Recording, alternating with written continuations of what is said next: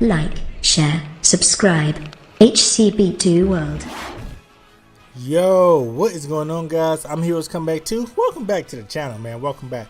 So listen, this year I decided to do a review of Attack on Titan Season 2.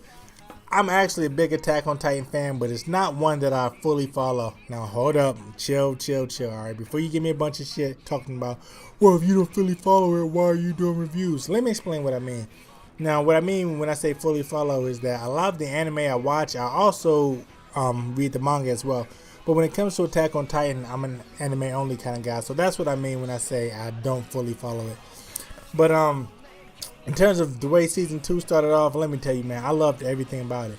But the number one thing I loved about it is that it didn't start us off like most Season 2 premieres do. And that is with a recap of Season 1, you know. Now, obviously, we know everything that happened in Season 1. Season 1 was dope as shit. But, you know, I didn't want to start the season off like that. I didn't want to start with them telling us about the fight between Annie and Eren, you know. We know all that. We were there. We saw it. We know Annie's a Titan. We know what's going on. But if you didn't know, you know, spoiler alert, Annie's a Titan.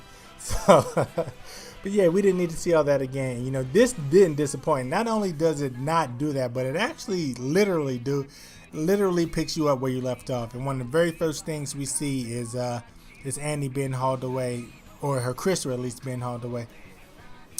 Now, before I fully jump into this review, I am going to apologize for not having the camera on this one. You know, I ran into some technical difficulties. I've actually recorded this video like 3 times, but the picture for some reason kept popping up blurry. So I was like, fuck it, I'll just do audio. So I apologize. Next review, it will have the camera, I promise you, alright? But now, jumping back into this thing, one thing I loved about this episode is all the mystery it had, you know. Obviously, you know, it starts us off, and one of the very first things we see is that they've actually been using Titans inside the wall. Now, Pastor Nick, this slippery son bastard, you know, he starts freaking out when he notices the hole in the wall. But not only do we notice the hole in the wall, we notice that inside that hole is a Titan.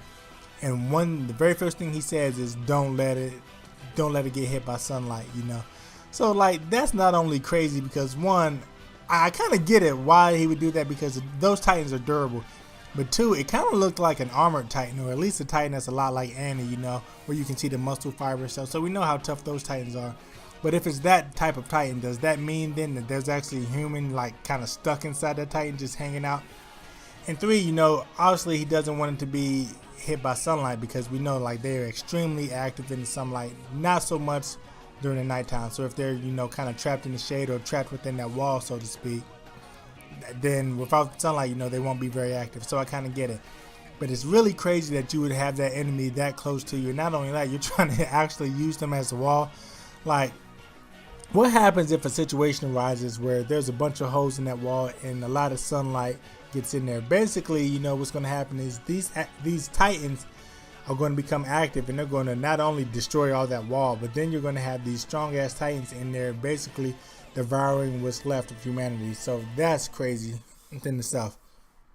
Now, the next mystery we get is the fact that, you know, why is the 104th recruit class kind of stuck in the classroom in civilian clothes? You know, they've pretty much been stripped of all their equipment and honestly made it kind of sitting ducks, you know.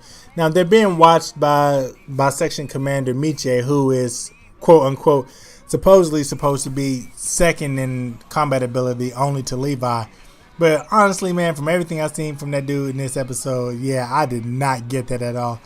But yeah, that's the guy that they made in charge of this recruit class. And essentially, I guess I can understand why they're watching him. They're supposedly watching him because obviously with everything that happened in Season 1, you find out that 2 of the recruits, which are, of course, Eren and Annie, can actually turn into Titans. So, you know, with that whole, honestly, they're kind of putting that whole class under the microscope, trying to say, well, if there's 2 that we know are already like that, then there's a possibility that there's more, which they're not incorrect for thinking like that, but it's kind of sad that things have come to that.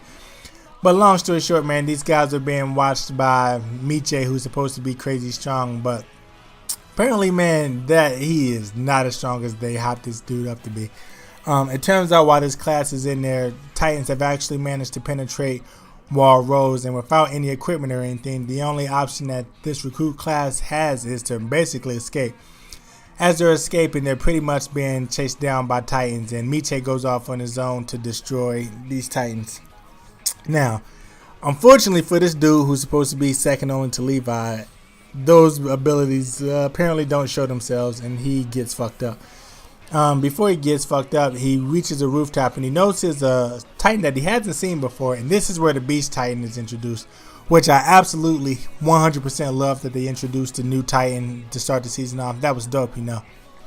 So we see the Beast Titan, and he's like, oh shit, you know, like, what the hell is that? I've never seen that before. I better let somebody know.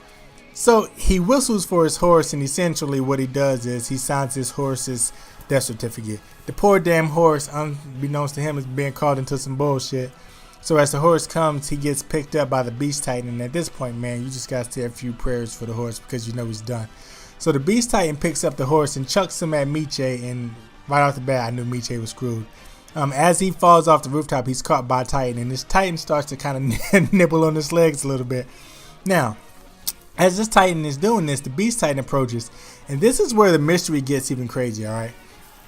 Because now we find out that the Beast Titan is not only intelligent, but it can speak, and on top of that, it can command other Titans, which was nuts to me, blew my mind, did not see that coming. Now, as I said earlier, I'm not a guy that reads the manga, so this actually did legitimately catch me off guard. But you know, the Beast Titan basically tells the Titan that's starting to eat Miche to halt, you know, to stop, hold up, chill out for a second. So this Titan is like, yeah, man, I hear what you're saying, but you know, I was mid-chew, so just let me finish this bite and then I'll stop. So he starts to chew on his legs again, and Beast Titan is like, yo, I'm pretty sure I told you to stop. So, you know, since this Titan doesn't want to listen, he squishes his head. Now, as Miche is laying on the ground, he's looking up at this Beast Titan, and he's honestly never seen something like it. But not only that, you know, we know how they are around Titans in general. So he's looking up at this thing, and he's honestly speechless. So the Beast Titan is looking down at him, and he's asking questions. But at this point, Miche is so scared, he doesn't have the ability to speak. But really, it doesn't matter anyway. The Beast Titan is more interested in Miche's vertical maneuvering device, or his vertical maneuvering equipment, you know. He wants to know what it is, how it works. Not only that, you know, he wants to know how it's associated with the weapons, because he sees the swords, and he knows that that the humans know that those guys reside in the nape of the neck. So as he's looking at this, he's trying to figure it out, and he's kind of in awe of it. You know, he's like, man, what a crazy contraption. But you know, he's kind of impressed by it too, simply because he knows how they move around with it or whatever. So as he's seeing that, since Miche didn't answer any of his questions, the Beast Titan leaves, and before he leaves, he gives the other Titans that had Miche surrounded the authority, or the go ahead and finish eating him. So poor Miche was the second casualty of the episode, but you know, for somebody who's supposed to be a badass Titan fighter, he really didn't show me much, so I was honestly just kind of like good riddance. But my heart does go out to the horse, because the horse was officially the first casualty that I seen, and I kind of felt bad for him. All in all, this Beast Titan definitely raises a bunch of questions. The first thing that really sticks out to me is the fact that he didn't know what the vertical maneuvering device was. Because he didn't know what that was, that automatically, right off the bat, makes me think that he's not associated with Annie, because obviously Annie knows all that equipment inside and out, and that's information that she could have easily given him. Now, let's say for argument's sake that he is associated with Annie. Now, if he is associated with Annie and Annie didn't pass on that information to the other Titans, quote unquote, you know, Titans like the Beast Titan, does that mean that maybe she didn't pass that information on because she secretly still holds some kind of loyalty to the humans that reside inside the walls? I don't know, but that definitely raises some questions. And it kind of makes you wonder too, if that Beast Titan doesn't know Annie, and he's not associated with Annie, does that mean that there are other factions outside of the walls, and not just like one big ass group, or maybe a group that Annie belongs to and then a group that the Beast Titan belongs to? I don't know, but it definitely raises some questions and flags. Lastly, you know, you gotta kind of wonder what's going to happen with Wall Rose. If they can't recapture Wall Rose, they're screwed, because obviously we know that there are only 3 walls. Wall Maria, which was also destroyed in the first season, Wall Rose, and then the last Wall Cena. Now, obviously, you know, as the walls get closer and closer, the amount of people that each wall can hold shrinks. So obviously, you know, with everyone behind Wall Rose now, Wall Cena cannot fit all of these people. So are they going to reclaim Wall Rose, or what the hell is going to happen? You know, I'm really interested to see how this goes. All in all, I love this first episode. It started off amazingly. I loved all the action, and I really love the direction it's going. More importantly than that, I'm glad it didn't recap us. You know, it started us off with something new, something fresh, and it kind of hit the ground running. Well, guys, that's going to do it for my review. Again, I apologize for not having the camera, but it will be in my next review. I can promise you that.